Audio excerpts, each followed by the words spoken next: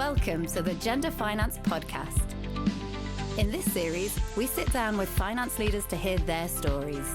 Get ready for honest conversations, fresh insights, and inspiring perspectives on the future of finance and the role of women in shaping it.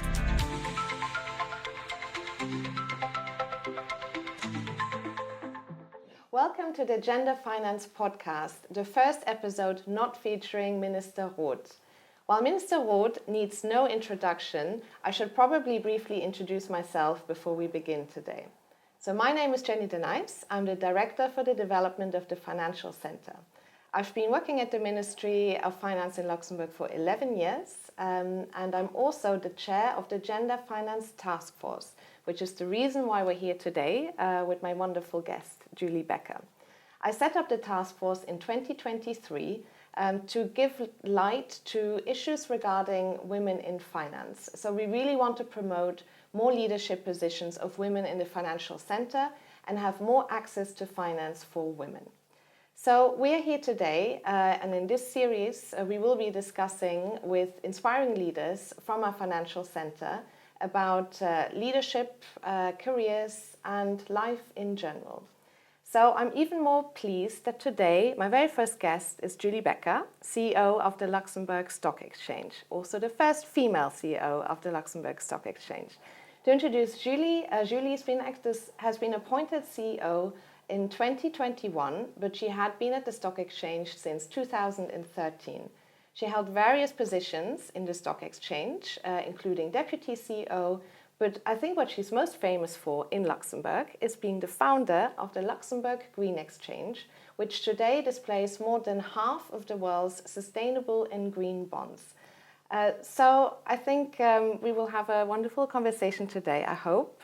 Julie has had a very rich career, also before the Luxembourg Stock Exchange, including at the Central Bank and at Dexia. But maybe to go into my first question, Julie, you were the first female CEO appointed at the Stock Exchange. The Stock Exchange was founded in 1928. You were appointed in 2021. So it is almost 100 years until the first woman is at the helm of the Stock Exchange. Could you take us through your career there and your journey towards becoming a CEO? Yes, sure, with great pleasure, Jenny. Thank you for inviting me today.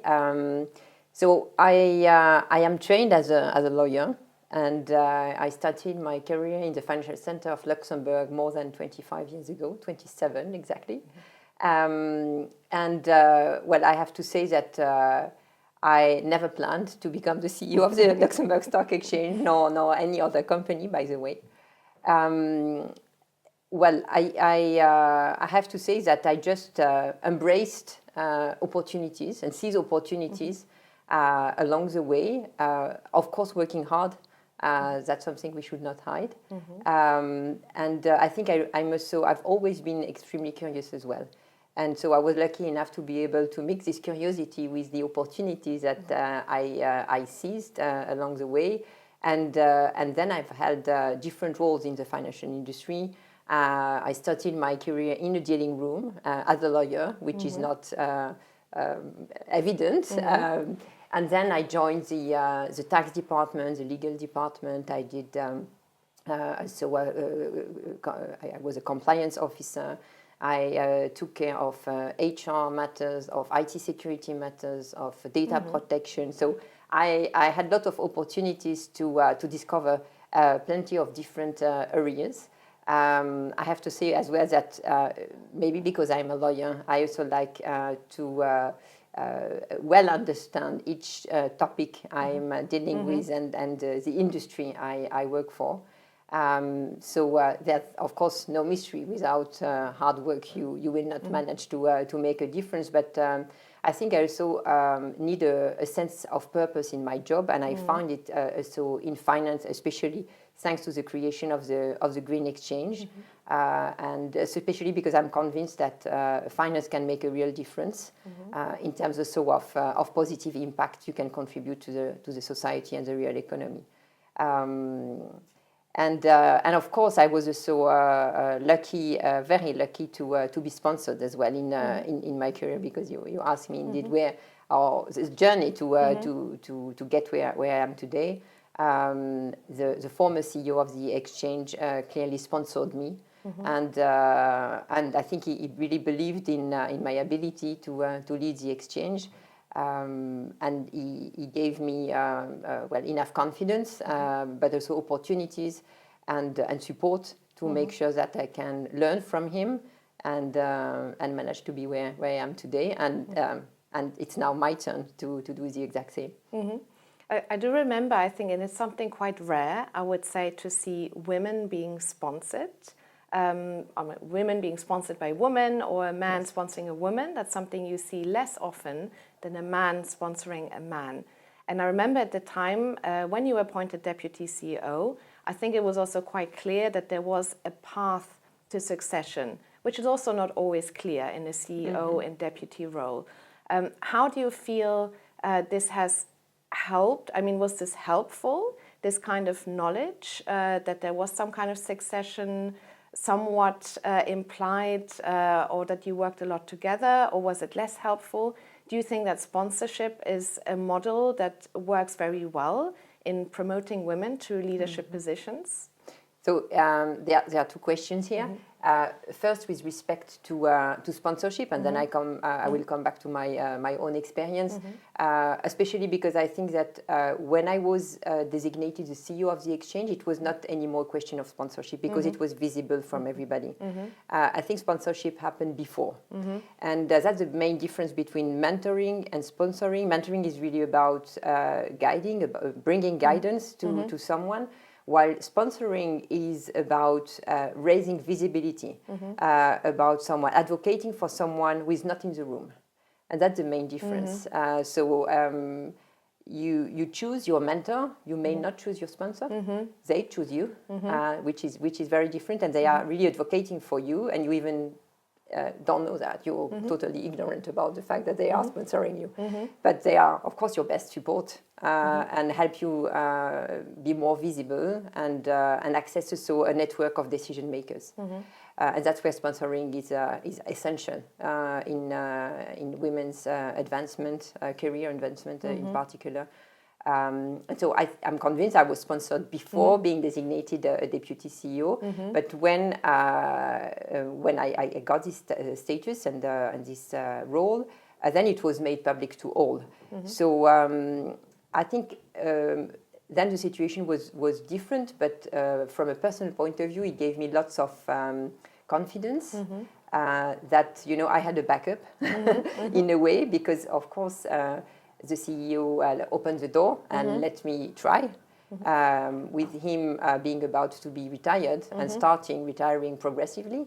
I knew, however, that I was not alone. While as a CEO, you are alone, of course, in this position. But being the deputy CEO of a CEO who is about to leave, but still there, is quite reassuring as well. That you can always ask for an advice and be guided as well when needed. So it was very helpful indeed.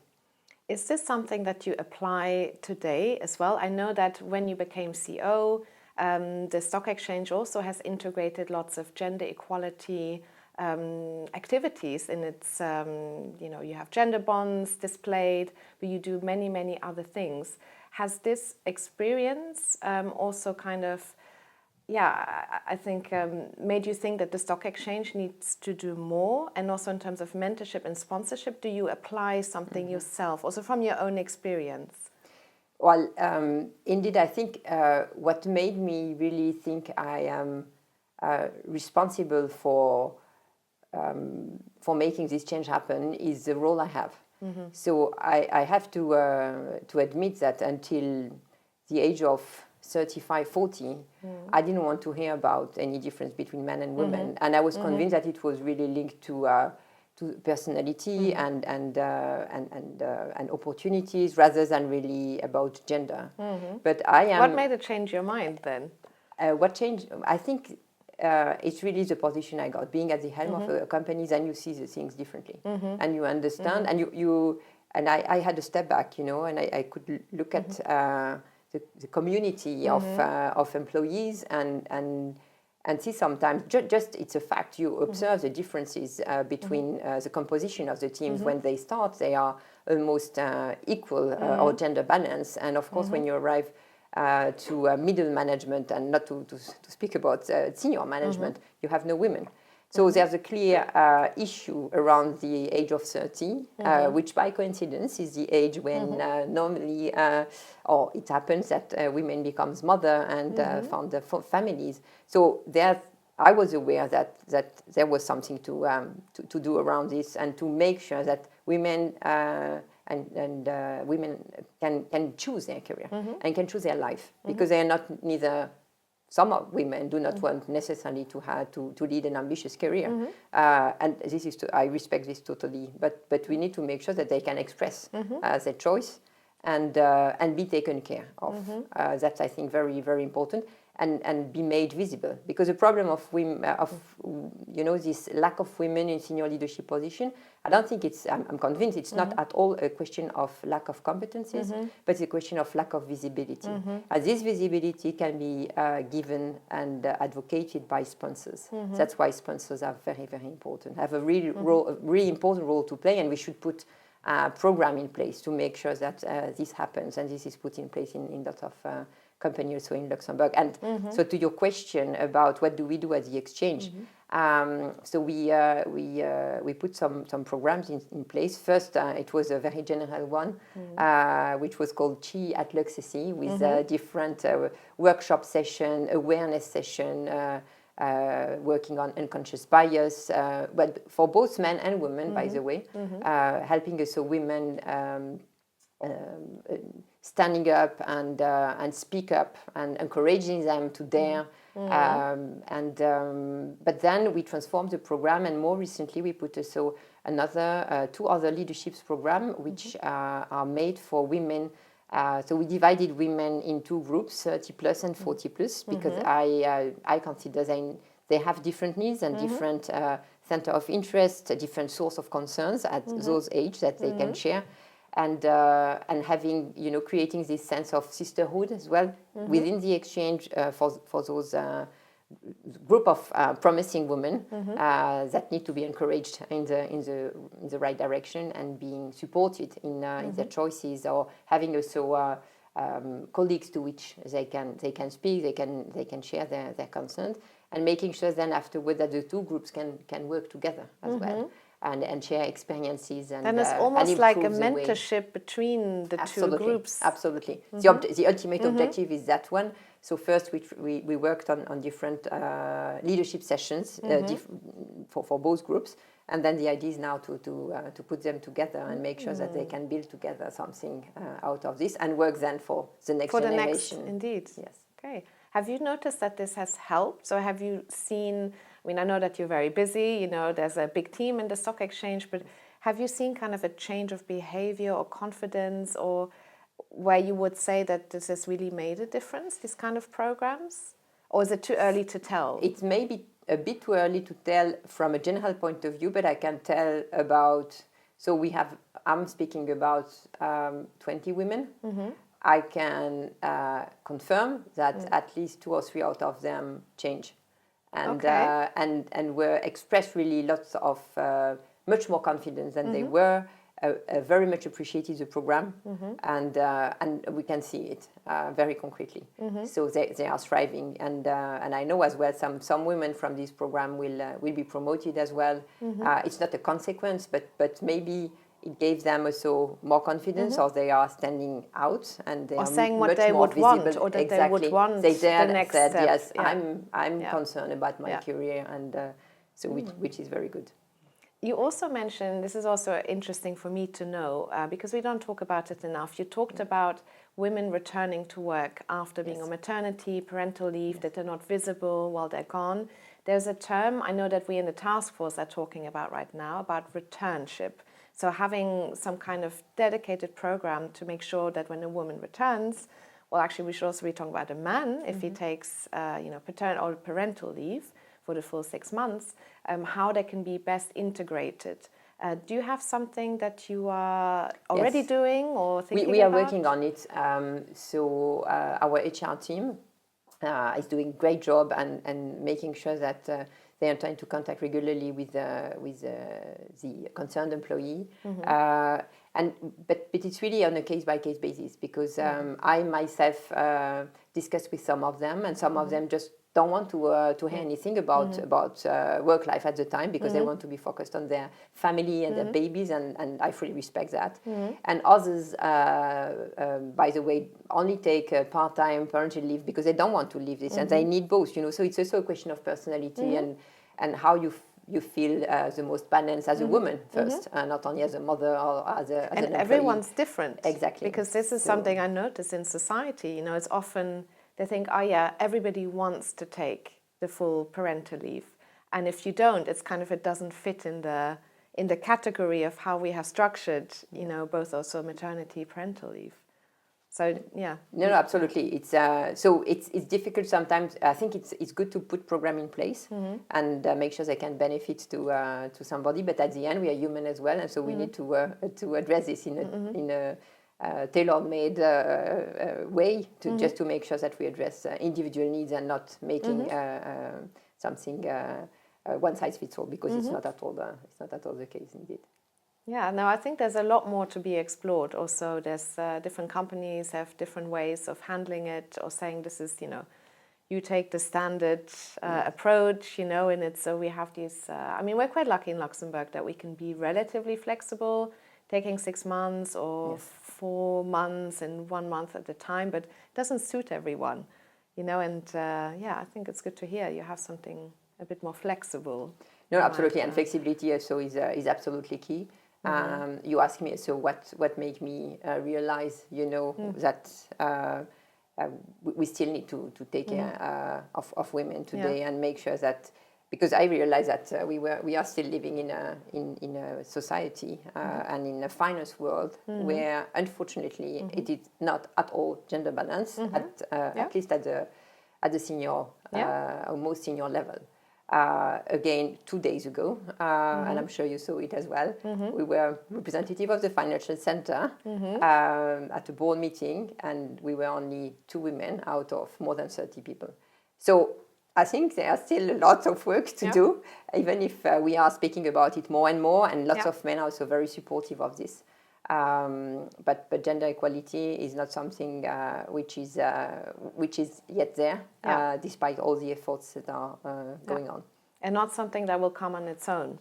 I also know that you are one of the founders of the Women in Finance Charter, which also the ministry has co-created, where these statistics have come out, in terms of the higher you go, or as a woman, the fewer of us there are. So when you start out your career, we're at around 50-50. We're around 50-50 in terms of women and men in society or in the financial center working. But the higher you go, the fewer women there are. I don't know, maybe if I want to ask you this question, it's also related to that. In what you're doing in the stock exchange, you're very active also in the task force in general, talking about, having more women on panels, in leadership position. I know that you're very vocal about it, and I think you have to be, to point out what is kind of obvious in the room. What would success look like for you in about 5 years' time? I know these changes happen gradually, but what do you think is achievable in 5 years' time in our financial center, but also at the stock exchange for you? That's a very good question. Not easy to answer, or obvious. Meaning, we should have much more women leaders. So at the most senior level. And with respect to the exchange, I think it is about having gender balance teams at all levels of the company and in each governance body. Which is unfortunately far from being the case. And for the financial center, it would be the same. What I was just explaining, the image and the picture from this board meeting could be and should be and will be hopefully very different in 5 years' time, or at least in 10 years' time. Even if regulation will help, I suppose, a bit as well. And also that we have today some more and more female leaders that should play the role of role models in a way, and encourage other women to dare and to even envisage such careers because we exist. And I think as well that women leaders really are very well aware of this and try to encourage and sponsor more and more talented women to reach those levels. Actually, linked to that, I think this is also what we really want to create. Show that there is women at top leadership positions and share a little bit their story. What would be your advice to women starting out in their career or young professionals that are maybe thinking about where they would like to end up? Do you have any advice for them? I have plenty. Good. Which is well, I need to structure a bit, but I think the most important one would be to try to align your career with your values. I think it's very important, and you can see that. I think purpose-driven professionals really stand out and inspire trust. And so I think that's one thing which is very important, and which is linked also to be yourself and be true to yourself. Authenticity in leadership is absolutely key, and that's the only way to be able to make the difference, which should be an easy way if you stay true to yourself, by the way. Of course, you need to dare. Dare asking. The question you do not dare asking. But get out of your comfort zone. Absolutely. Speak up. And also be courageous enough to live environments where you feel you're not valued, because there will be others that will appreciate and value who you are and what you're able to bring to the table and to contribute to. I think as women, there's something we should really not forget is always to keep smiling. It may be difficult sometimes. You may be upset, shocked. You may be really unhappy, but try not to show it too much and keep smiling, because the day after will be better. Be the bigger person, essentially. Yes, great duties. Yeah, come, go through the storm. Yes. Okay. Sit on the first row. Is also one advice I like to give to young women. They're sitting on the first row. They're being visible. Again, we were speaking about sponsorship, which is really linked to the lack of visibility and makes those women visible, especially in rooms where they are not yet. But as a young professional, you are also able to take care of your own path. And so think also about your career and what you want to do. And there sit on the first row to be a bit more visible, that you would be at the back of the room. That's really good advice, because actually if you look at young men and young women, young men sit in the first row, but women are just maybe, I don't know, more conscientious or they don't think they deserve to be in the first row. It's something I've observed it's as clearly well. For me also a question of self-confidence and always this need to demonstrate as well, that they are legitimate. Of course they are. We are all, and so this is something indeed that they should keep in mind. We say you should manage your life as a CEO. So you are the CEO of your own life.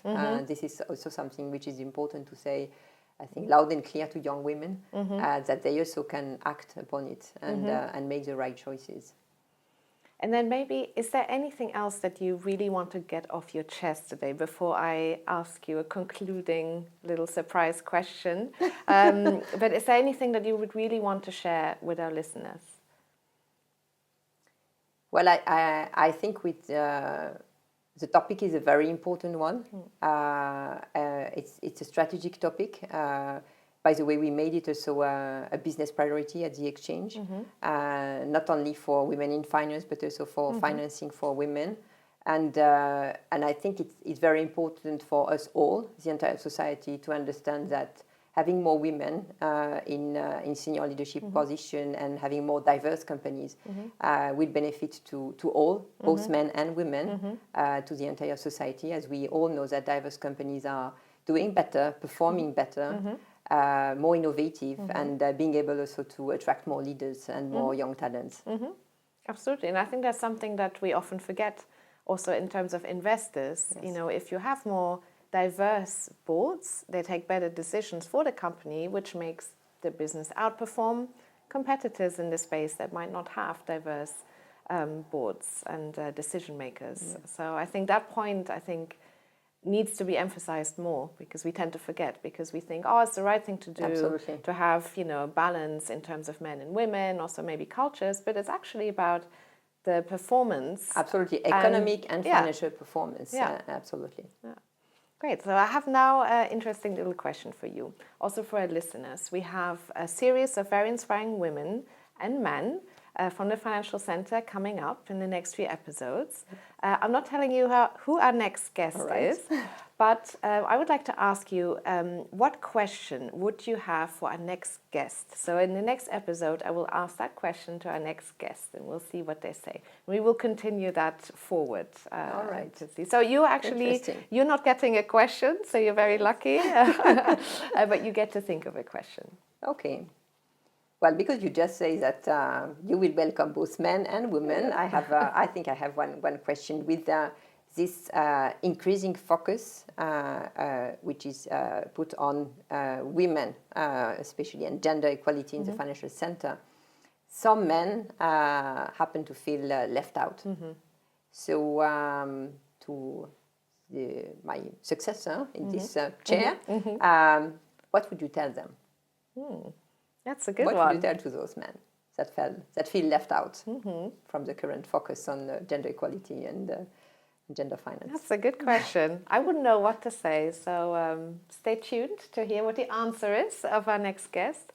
And I just wanted to say thank you for coming in today and sharing, a bit your personal career and also what you're doing at the stock exchange. I think it was super enriching, and thank you also for speaking up for women in our financial center. It's very inspiring to watch you wherever you go. And thanks to listeners for tuning in. Thank you very much, Jenny. Thank you for having me. Of course, anytime. And for everything you do also to support, especially in your role as the chair of the Gender Finance Task Force. Thank you. Thank you, and see you at the next episode.